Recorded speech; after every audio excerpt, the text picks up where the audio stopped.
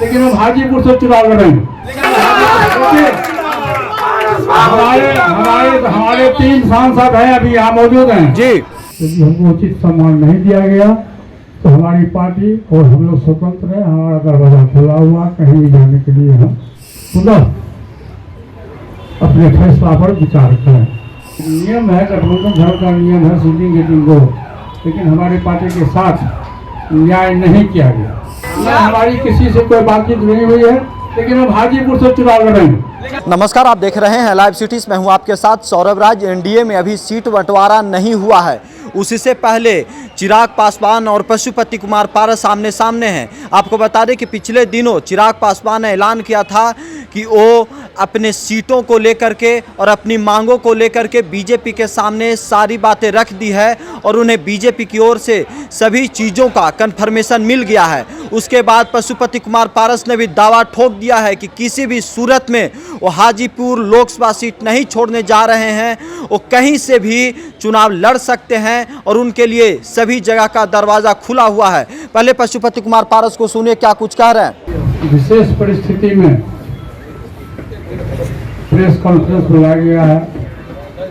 आप सभी साथियों को जानकारी है कि 1 महीने के बाद अप्रैल और मई में पूरे देश के लोकसभा का चुनाव होने जा रहा है और संभवतः 1-2 दिन में नोटिफिकेशन भी हो जाएगा।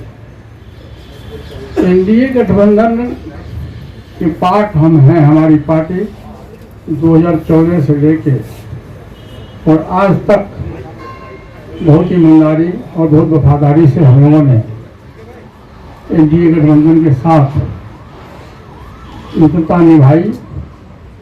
हमारे परम आदरणीय प्रधानमंत्री जी, परम आदरणीय गृह मंत्री जी और भाजपा के राष्ट्रीय अध्यक्ष जी का मैं सम्मान करता हूं, मैं आदर करता हूं। वो देश के बड़े नेता हैं प्रधानमंत्री जी। आज विश्व स्तर पर सर्वमान्य नेताओं के रूप में हमारे प्रधानमंत्री जी का नाम है और मैं एनडीए गठबंधन का ईमानदार सहयोगी हूँ। हमारे दल से हम लोग 5 सांसद हैं, 3 सांसद अभी आपके अगल बगल में हम लोग बैठे हुए हैं। हमारे पार्टी के संसदीय बोर्ड के अध्यक्ष आदरणीय स्वच्छ भानदा हैं।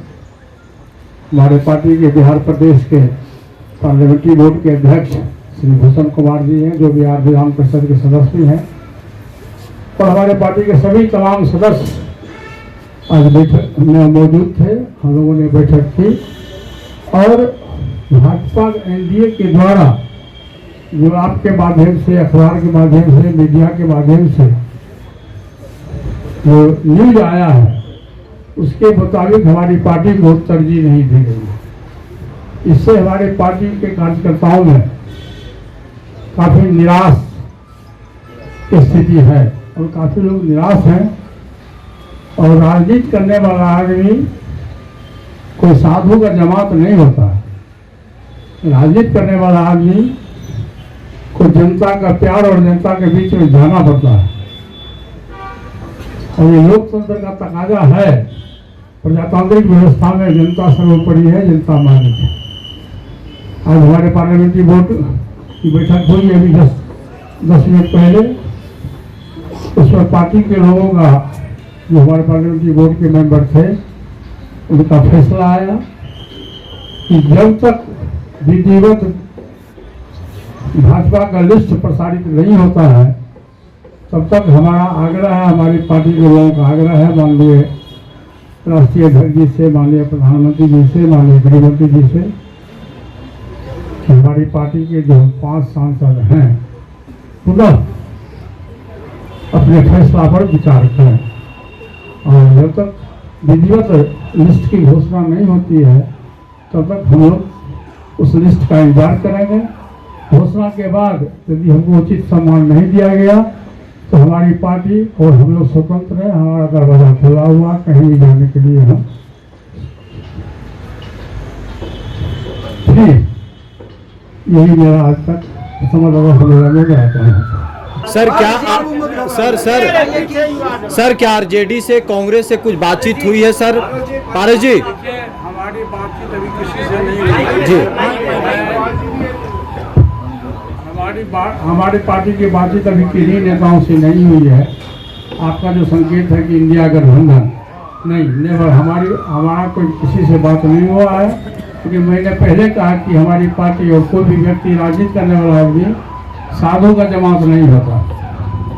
राजनीति करने वाला आदमी राजनीति करता है, चुनाव पर हम लोग विश्वास करते हैं, डेमोक्रेटिक सिस्टम है देश में, प्रजातांत्रिक व्यवस्था है। हमारी पार्टी के 4-5 सांसद हम लोग हैं। पार्टी को चाहिए था, एनडीए गठबंधन को चाहिए था कि सीटिंग गेटिंग गो होता। एक नियम है, गठबंधन धर्म का नियम है, सीटिंग गेटिंग गो, लेकिन हमारी पार्टी के साथ न्याय नहीं किया गया। तो जब तक विधिवत एनडीए गठबंधन का बिहार का लिस्ट प्रकाशित नहीं होता है, तब तक हम इंतजार करते हैं। और केंद्रीय नेतृत्व से मैं आग्रह भी करता हूँ कि आप पुनर्विचार करिए। कोई दलित की पार्टी है और हम लोग 5 सांसद हैं। और उसमें आपको एक बात मैं आप बता दूँ कि बिहार में 4 सांसद पासवान जाति के हैं, जिसमें से 3 सांसद का टिकट काट दिया गया और एक विधान पार्षद जो भाजपा के विधान पार्षद संजय पासवान जी, उनका भी टिकट काट दिया गया। तो इससे एक गलत मैसेज पूरे देश में जा रहा है। इसलिए मैं इंतजार कर रहा हूँ, हमारी पार्टी इंतजार कर रही है। जब तक विधिवत सूची प्रकाशित नहीं होता है, तब तक हमारी पार्टी और हम लोग इंतजार करें। क्या आप हाजीपुर से किसी भी सूरत में चुनाव लड़ेंगे पारस जी? हमारी किसी से कोई बातचीत नहीं हुई है, लेकिन हम हाजीपुर से चुनाव लड़ेंगे।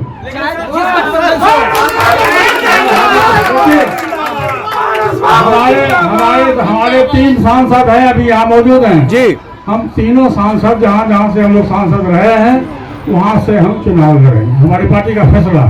तो आपने देखा, पशुपति कुमार पारस ने साफ साफ कहा है कि बीजेपी के शीर्ष नेतृत्व इसके ऊपर विचार करे कि लोक जनशक्ति पार्टी जो पारस खेमा है उसे सीट दिया जाएगा या नहीं। आपको बता दें कि सूरजभान सिंह, चंदन सिंह को लेकर के भी हलचल तेज है। कहा जा रहा है कि सूरजभान सिंह आरजेडी के साथ बातचीत कर रहे हैं, कांग्रेस के साथ बातचीत कर रहे हैं और आने वाले समय में वो इंडिया गठबंधन की ओर जा सकते हैं। पशुपति कुमार पारस ने भी साफ साफ कहा है कि उनके लिए दूसरी तरफ भी दरवाज़ा खुला हुआ है।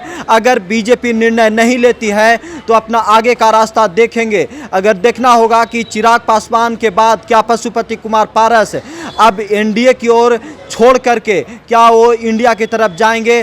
कहा जा रहा है कि पशुपति कुमार पारस भी इंडिया गठबंधन में बातचीत किए हैं और उन्हें लेकर के हाजीपुर की तरफ से कहा जा रहा है कि आरजेडी सीट दे सकती है, लेकिन अभी तक इसके ऊपर मुहर नहीं लगा। अभी भी पशुपति कुमार पारस बीजेपी के निर्णय का इंतजार कर रहे हैं कि बीजेपी कब सीट शेयरिंग के ऊपर फैसला लेती है, क्योंकि एनडीए में अभी किसी भी दल को लेकर के औपचारिक तरीके से ऐलान नहीं हुआ है कि कौन सी पार्टी कहां से चुनाव लड़ेगी। लेकिन चिराग पासवान का जिस तरीके से जो तेवर है, कहा जा रहा है कि 2019 में जो उनकी सीटें थीं, लोजपा जहां से चुनाव लड़ी थी, वहां से चिराग पासवान को चुनाव लड़ने के लिए हरी झंडी मिल गया है। लेकिन पशुपति कुमार पारस अड़ गए हैं हाजीपुर को लेकर के। उन्होंने ऐलान कर दिया है कि किसी भी सूरत में वो हाजीपुर नहीं छोड़ेंगे।